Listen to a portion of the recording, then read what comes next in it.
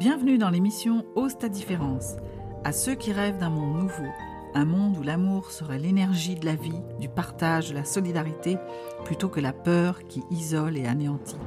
Un monde de conscience et d'unité. Je suis Catherine Tournedouet, coach booster d'énergie, guide des traversées qui vous aide à devenir pour exister.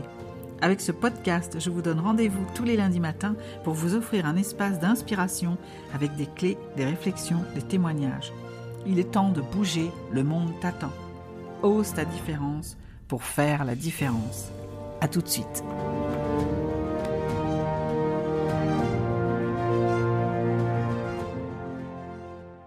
As-tu déjà eu l'impression que rien allait comme tu voulais ? Tu veux faire des choses, ça ne marche pas. Tu prends une direction, c'est pas la bonne. Bref, tu fais des choix et ça va pas comme tu veux. Tu laisses tomber les objets, il y a tout qui t'échappe. As-tu déjà regardé les autres en enviant leur situation, en te disant « Oh, j'aimerais bien être comme lui, il réussit tout », voilà, en ayant l'impression que l'herbe est plus verte ailleurs. T'es-tu parfois noyé dans les « j'aurais dû faire ça, j'aurais dû lui dire ça, si j'avais su, je ne serais pas passé par là ». Si tu t'es déjà dit tout ça, ou si quelque chose te fait écho, tu es au bon endroit. Bienvenue dans le 39e épisode de Ose ta différence, et que j'ai intitulé « Tu possèdes un trésor illimité », une invitation pour regarder les choses un peu autrement que la perception de ta réalité.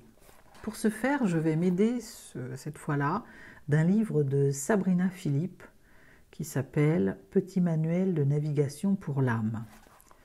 Et je vais vous en lire un extrait. Faire avec ce que l'on a. J'aimerais vous livrer ici un secret, une recette qui peut paraître simple au premier abord, mais qui est terriblement efficace. Laissez-moi, pour vous la délivrer, vous raconter une histoire personnelle pour que vous puissiez voir que cette recette, même un enfant peut l'appliquer. J'avais envoyé mon fils adolescent aux États-Unis dans ce qu'on appelle un summer camp, une sorte de colonie de vacances à l'américaine. Son anglais était si mauvais qu'il lui fallait une immersion totale pour pouvoir rattraper son retard. Par déconnaissance, j'avais sécurisé son acheminement et on devait le récupérer 3 semaines plus tard pour son retour en France. J'avais économisé toute l'année pour ce voyage, qui avait un certain coût entre l'équipement demandé, le transport et l'hébergement. Tous ses proches avaient participé, il était lui-même partant, tout était pour le mieux. Cependant, les portables étaient interdits, toute communication avec les parents également, nous ne pouvions qu'envoyer des mails. Arrivé là-bas, il déchanta vite. 12 par baraquement, levé à 6h du matin, des marches à n'en plus finir dans la forêt, des douches défaillantes, une chaleur infernale. Et pour clôturer le tout, il ne comprenait absolument rien à ce qu'on lui disait et il ne pouvait pas s'exprimer sinon avec les mains. S'annonçaient donc 3 semaines d'enfer. Contre toute attente, je reçus un appel du camp, démarche normalement interdite, mais après quelques jours, il était si déprimé qu'ils avaient cédé. Évidemment, il voulait rentrer, et au plus vite. Il m'exposa la situation, à laquelle je compatis.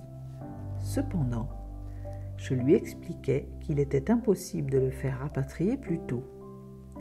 Et je lui dis que j'allais lui écrire, comme tous les jours, mais cette fois-ci une lettre spéciale qui disait en substance ceci. Tu es dans une situation à laquelle tu ne peux pas échapper. Et cela t'arrivera encore de nombreuses fois dans ta vie. Si c'est ainsi, c'est que c'est le mieux pour toi, même si tu ne peux pas l'entendre aujourd'hui. Un jour, tu comprendras qu'il fallait que tu sois là où tu te trouves. Bien sûr, tu peux te lamenter durant les 21 jours qui vont suivre, mais à quoi cela te servira-t-il ? Tu passeras un séjour plus mauvais encore. Alors je vais te livrer un secret, une recette pour que tu puisses vivre ces 3 semaines au mieux. Comment je fais avec ce que j'ai pour que ce que je vis me soit agréable. Pas avec ce que j'aurais voulu, pas avec ce que je n'ai pas, seulement avec ce que j'ai. Toi qui aimes cuisiner, imagine que tu rentres un soir à la maison et que tu as très faim. Tous les magasins sont fermés et tu n'as pas d'argent sur toi. Tu ouvres le frigo et là tu vois un œuf, une tomate, un fond de crème et de fromage. Bref, pas grand-chose. Que vas-tu faire devant ce frigo quasi vide ? Tu as plusieurs possibilités. 1. Te reprocher toute la soirée de ne pas avoir pensé à faire des courses ou à me demander de les faire. 2. Aller te coucher la faim au ventre en fantasmant sur une pizza.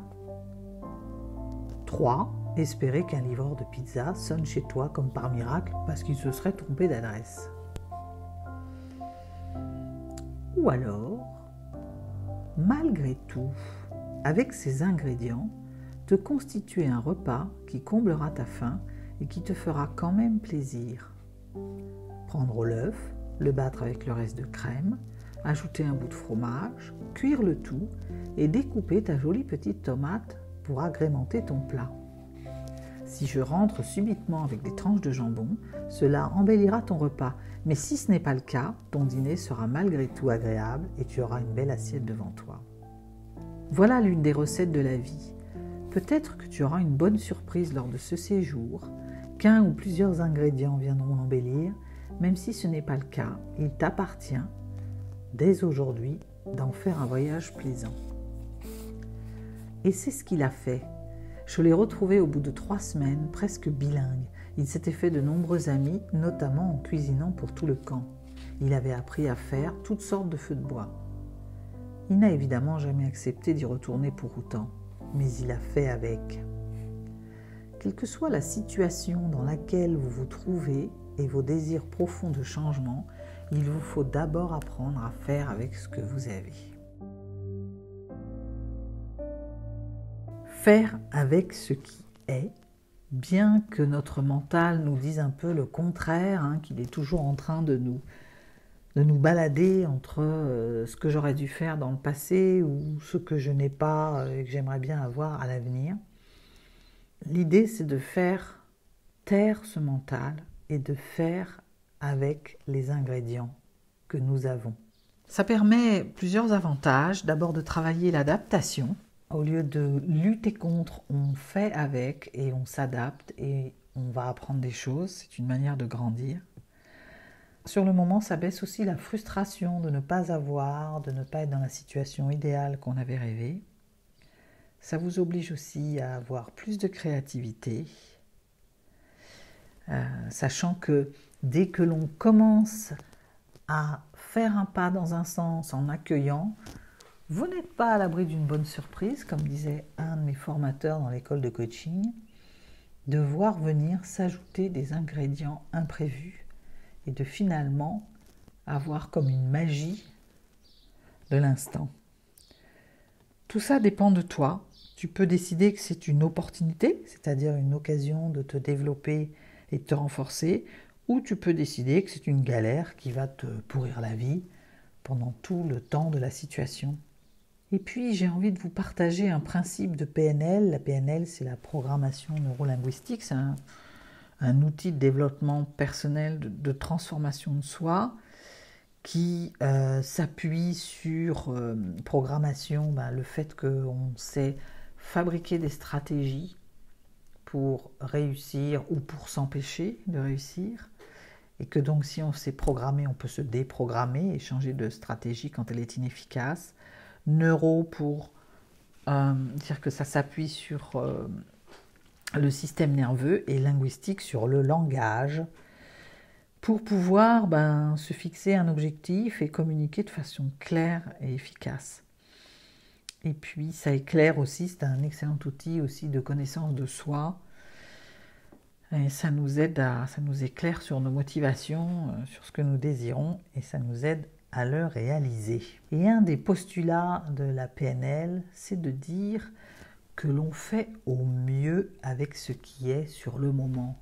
C'est-à-dire qu'on va développer une stratégie qui nous sert, qui nous a bien servi à un moment, qu'on avait certainement une bonne raison de faire comme ça, mais aussi que l'on peut faire autrement.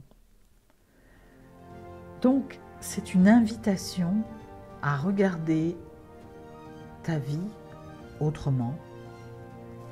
Et je vous quitterai avec cette invitation justement à, lorsque tu vas regarder ta vie autrement, voir une situation où tu t'es senti justement, tu avais l'impression que rien n'allait, que ça n'avançait pas comme tu voulais, que tu étais un peu pris en otage, de la regarder et de te dire, si j'avais fait avec ce qui est, qu'est-ce que ça aurait changé?